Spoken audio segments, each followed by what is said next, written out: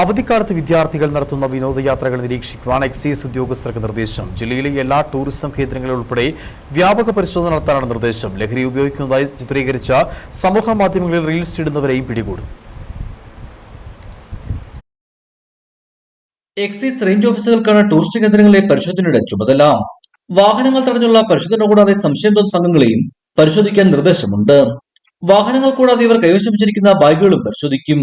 ഇടുക്കി, വയനാട് ജില്ലകളിലും സംസ്ഥാനത്തെ വിവിധ ചെക്ക് പോസ്റ്റുകളിലും ഇതിനകം പരിശോധനകൾ ആരംഭിച്ചിട്ടുണ്ട്. ടൂറിസം കേന്ദ്രങ്ങളെത്തി ലഹരി ഉപയോഗിക്കുന്ന ചിത്രീകരിച്ച് സമൂഹ മാധ്യമങ്ങളിൽ റീൽസ് ഇടുന്നവരെയും എക്സൈസ് കൊടുക്കും. ഇത്തരം വീഡിയോകൾ ആരെങ്കിലും ശ്രദ്ധയിൽപ്പെടുത്തിയാൽ ഉടനടി നടപടിയെടുക്കാനാണ് നിർദ്ദേശം. പ്രധാന ടൂറിസം സ്പോട്ടുകൾ ടാഗ് ചെയ്തും ലൊക്കേഷൻ നൽകിയുമുള്ള വീഡിയോകളും നിരീക്ഷിക്കും. ഇടുക്കി വിഷൻ, കുമളി.